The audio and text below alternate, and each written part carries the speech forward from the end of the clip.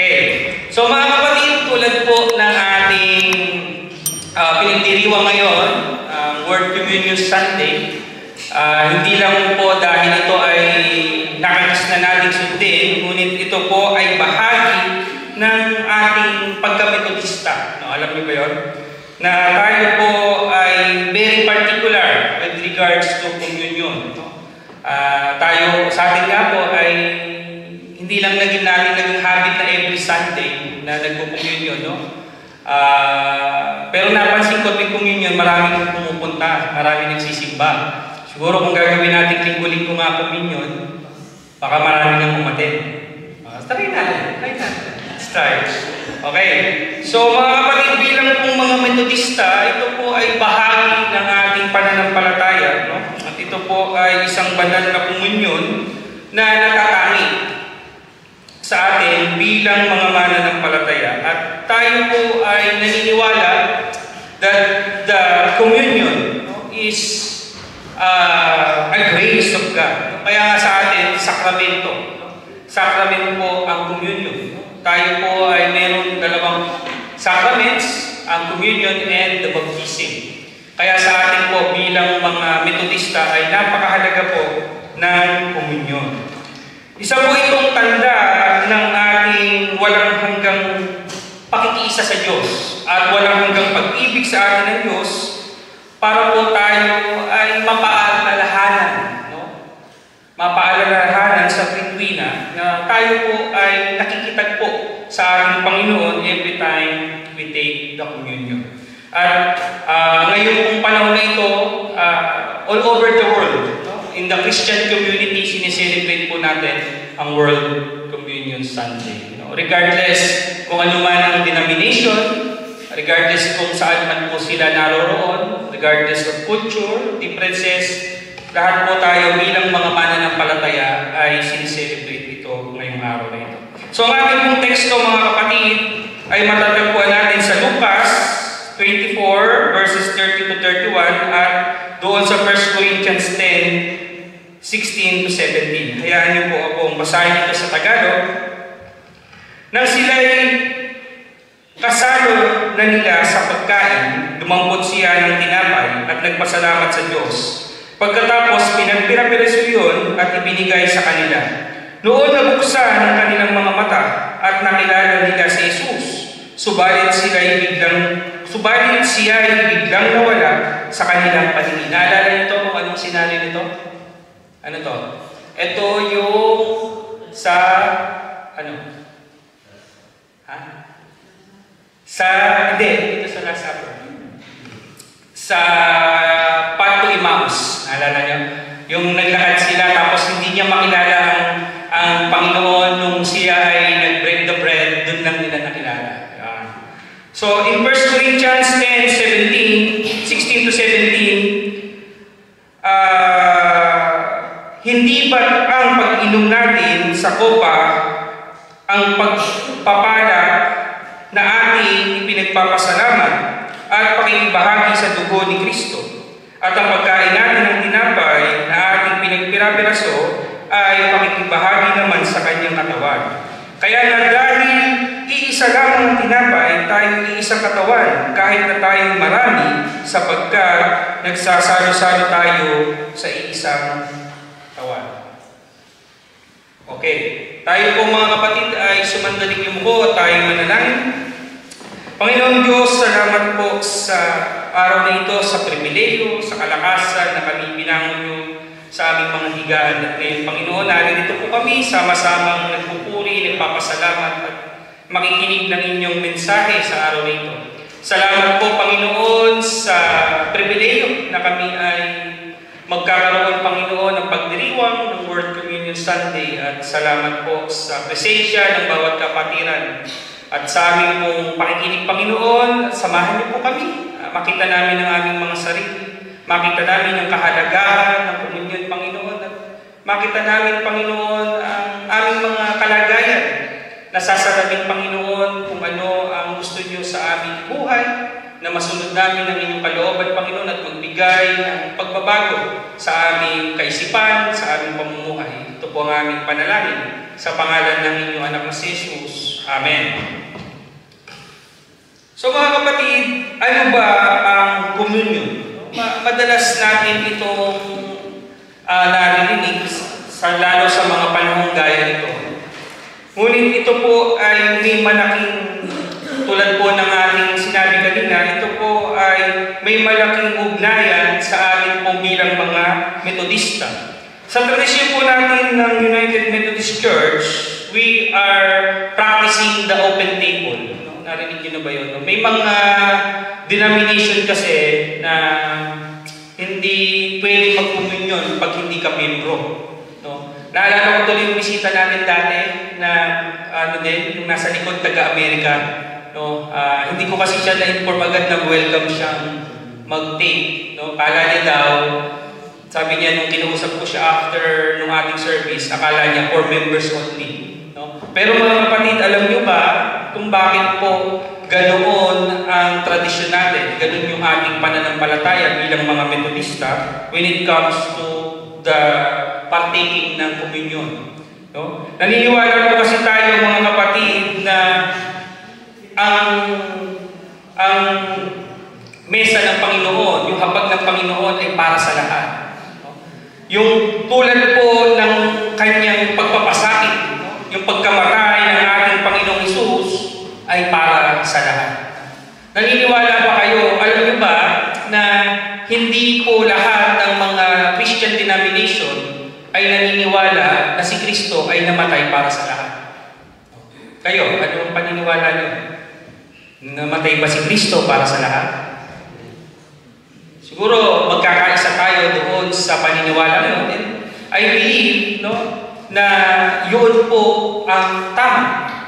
At yun po yung pinaniniwalaan natin sa the United Methodist Church, that Christ died for all. Kaya nga, paano na yung whosoever? Whosoever believe. So, may mga denomination kasi na sinasabi nila, Christ didn't die for all.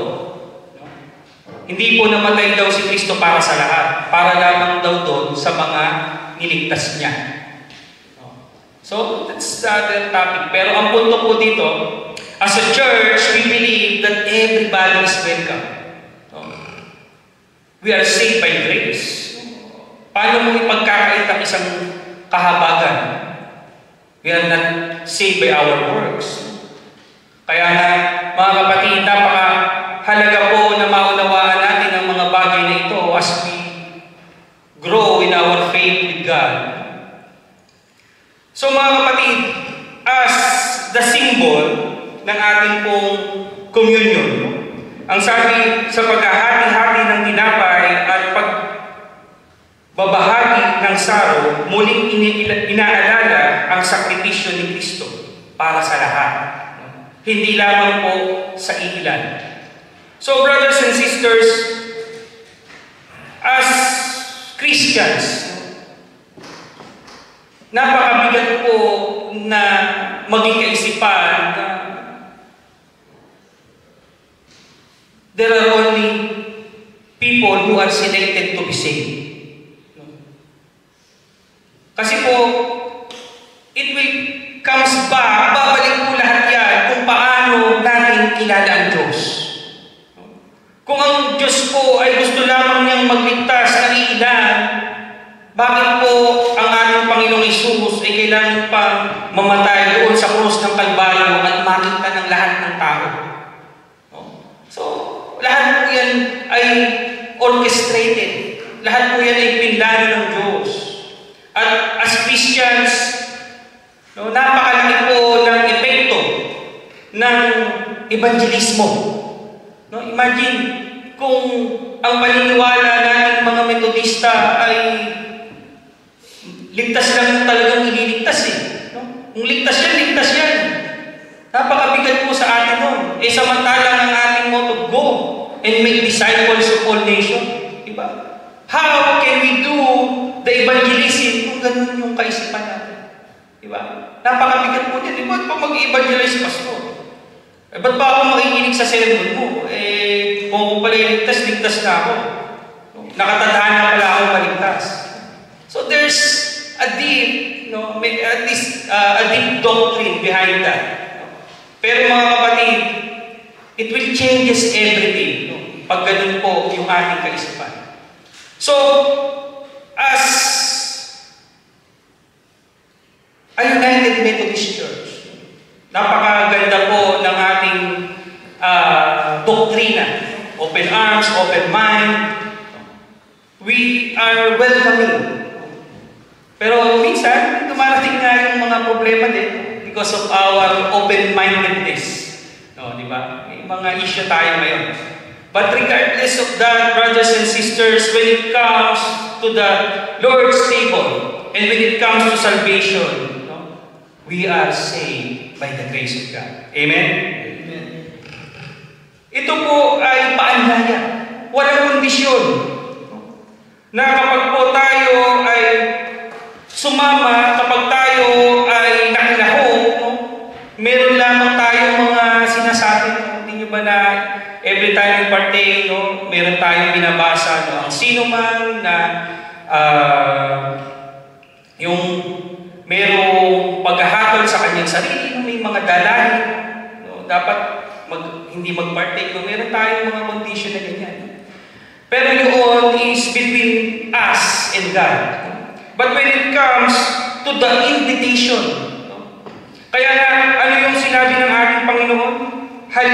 Halina kayo ng mga napapagal at nabibigatan, at kayo ay aking pagpapahinahin. The Lord is inviting you to cast out your burdens. Kung yung mga burdens, lahat ng hirap, gusto ng Panginoon na ibigay natin sa Kanya. What more pa when it comes to the communion? Yung pakikiisa natin, pagpaparte. So everybody is welcome. Ito po ay paanyaya ng biyaya. Pangalawa po, ang komunyon ay pagsasama. It is a binding of God and man. Kaya alam nyo ba, napakaganda ng symbolism ng Christian cross. Kasi maraming klase ng cross pero mga kapatid, the symbolism of the Christian cross, di ba? May up, meron siyang vertical, meron siyang horizontal. No? The horizontal represents our connection to God. No? Yung vertical and the horizontal is represented out by our connection to man. Yung connection natin sa tao, connection natin sa Diyos. At yun po yung napakagandang symbolism ng pagsasama.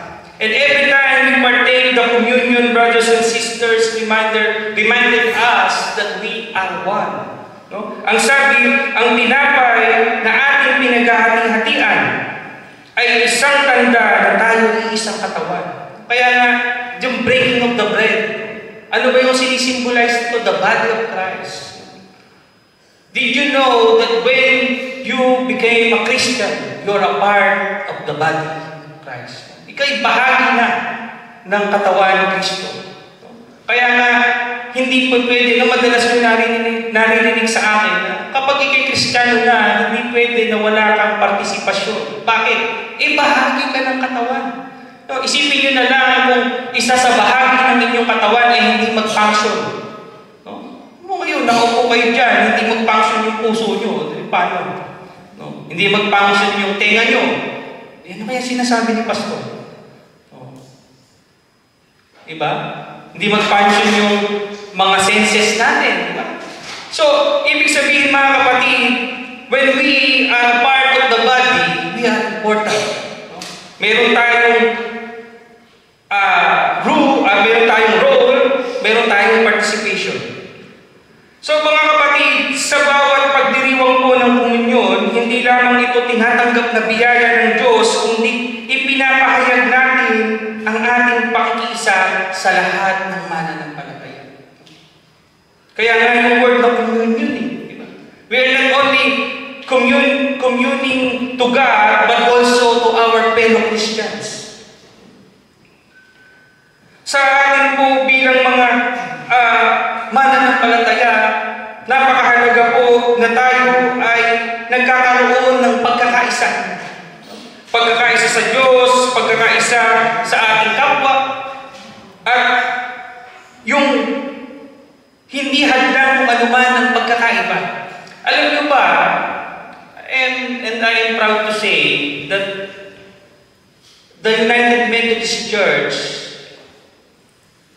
bilang iglesia, alam niyo ba, napakalaki ng ating pagpapahalaga sa ecumenical community. Alam niyo ba yun? Pag sinabi mong ecumenical, yung iba-iba man ang denominasyon, iba-iba man ang reliyon, nakikiisa tayo dyan. Alam niyo ba yung mga pastor natin sa Pilipinas, even our former DS, ang mga barkada nun ay puro pare. No? Puro pare ang barkada ni Isting Ben. No? Ano yung gusto ko lang sabihin dito?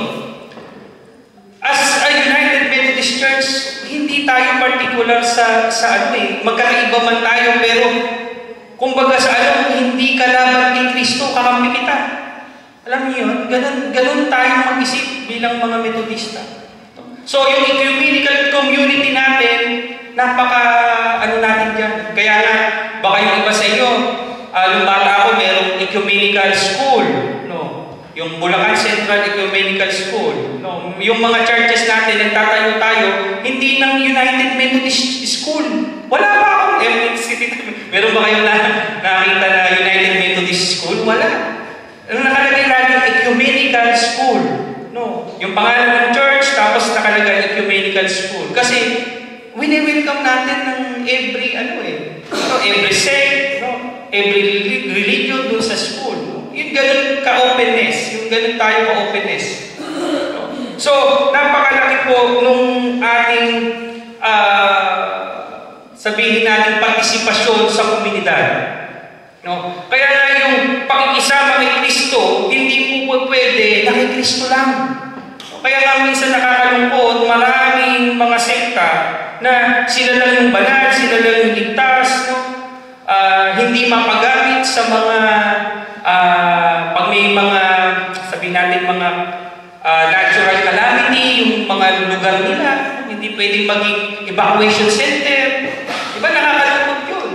Samantalang dapat ang church ay kasama sa komunidad na tumutulong. And we, as the Methodist Church, napaka-active natin dyan. Kaya nga may angkor tayo. Naalala niyo ba? Nag-angkor pa tayo ng mga nakakaraan. Iyon yung ating response doon sa mga disaster. No? May mga calamity, yun po yung tumutulong. No? So mga kapatid, and even our founder, no? si John Wesley, very particular siya. Alam niyo ba, nung panahon niya, malaki po ang naitulong ng Methodism, no, ng mga Methodista when it comes dun sa freedom of slavery, pagpapawal dun sa mga slaves. No, napakalaki po ng naging bahagi ng ating church, no, paglaban sa slavery. At marami pang mga community service. No, hindi ba kayo alam, kaya nga yung WSCS, hindi nyo ba alam kung bakit ganun ang pangalan nyo? Sige nga, ano yung WSCS? Women's Society on Christian Service. Ayun, Women's Society on Christian Service. Kasi we are very known for Christian service. Hindi lang service in the church, but also service in the community. So ganun po kahalaga.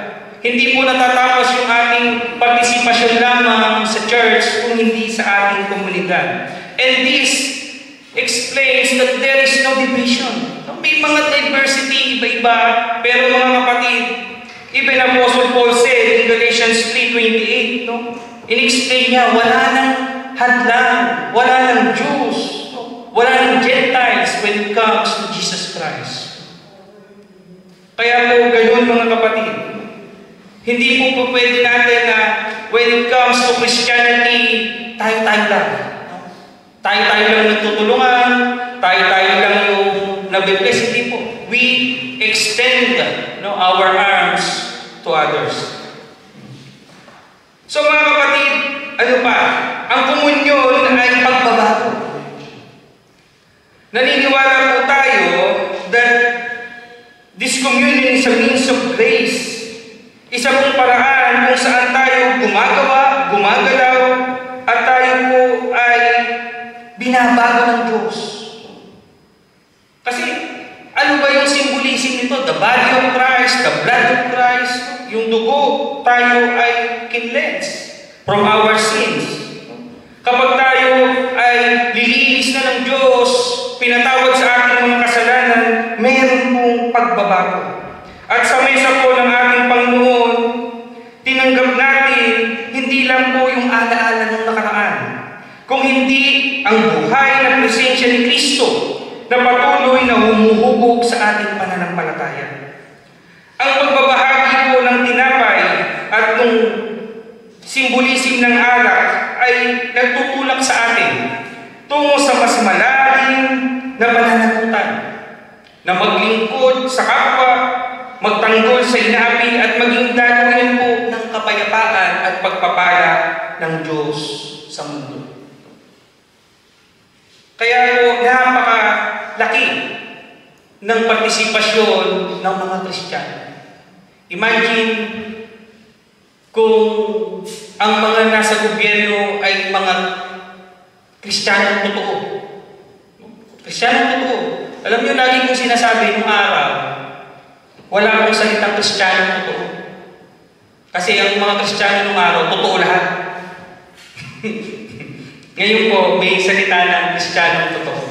Kasi maraming nagpapanggap na Kristiyano sila. So imagine if lahat po ay Kristiyano na namumuno, no, may takot sa Diyos, no, wala siguro problema. Yaman. Baka wala tayong obligasyon dito. Walang mag-upload eh. No, walang nasa Italia. O, lahat tayo nandun sa Pilipinas. No. Inaano natin, tinatamasa natin ang benepisyo ng gobyerno na dapat na ibigay sa atin. Walang mag-iibang bayan. Pero sad to say, no, ganun. At tayo bilang mga mananampalataya, madalas dumarating yung mga kalungkutan, kawalan ng pag-asa, pero kung tayo bilang mga mananampalataya ay mawawalan ng pag-asa, paano pa yung mga hindi mananampalataya? We are calling ourselves believers. Dapat tayo puno ng paniniwala, puno ng hope, diba? So, it will begin in us. No? Kasama-sama nating ipanalangin ang ating bansa. Yung pastor, panalangin natin na mawala na silang lahat. Pwede ba yan? Pwede lang eh. Panalangin natin na maging maayos. Ano man yung mga nangyayari, God is still in control. No? Siya pa rin ang Diyos na buhay. So mga kapatid, tinawag po tayo upang maging saksi ng pagkakaisa, hindi po sa pamamagitan ng pamimilit, kung hindi sa pamamagitan ng pagbabahagi ng pag-ibig ng Diyos, pag-ibig ni Kristo. Kung si Kristo po ay nag-alay ng kanyang buhay para sa lahat, tayo po ay dapat rin na magsakripisyo upang ang pagkakaisa ay manaig sa ating pamayanan at sa buong daigdig. Ang napakalaking challenge po kasi sa atin mga kapatid, sa pabago-bagong mundo at sa pahirap na sitwasyon, nahihirapan na rin po. No? Ang hirap mag-sacrifice. No? Kaya lagi na lang natin sinasabi, no, someone must take the fall. No? Hayaan mo na lang yung mga martir ang magsakripisyo. No? Total, martir naman sila. No? Pero alam niyo po mga kapatid, in the changing world, no, kumukunti na po sila. Kahit nga yung pangalang Martin, siguro konti na lang. No. Nung napunta ako sa Italia, wala na akong nakilalang Martin. Kayo ba may kilalang Martin ang pangalan? Ha? Martin.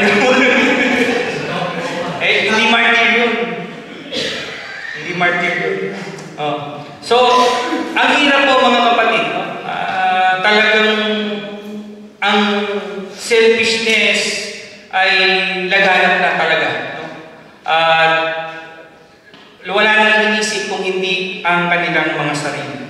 But as Christians, mga kapatid, habang tayo po ay lumalapit kay Kristo, habang tayo po ay nakikiisa sa Kanya, patuloy po nating alalahanin na ang komunyon ay higit po sa ritual.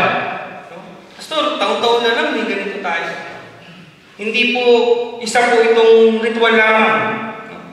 Kung hindi, ito po ay paanyaya ng biyaya. Pagbabalik loob sa ating Panginoon, tanda ng pagkakaisa, at kapangyarihan na bumabago sa atin. So, imagine brothers and sisters, kung patuloy tayong lalayo, if we will not emerge ourselves. Yun lamang po ang sikreto. Babad. Immerse. Babad in the presence of God. So, brothers and sisters, sa bawat kagat ng tinapay, isang kagat lang yata yung natin.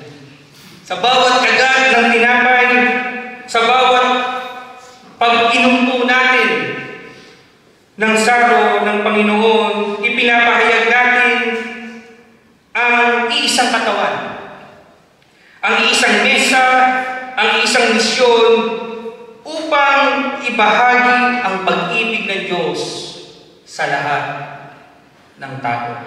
So brothers and sisters, again, let us celebrate the open table of Christ in this World Communion Sunday 2025. In the name of the Father, the Son, and the Holy Spirit. Amen.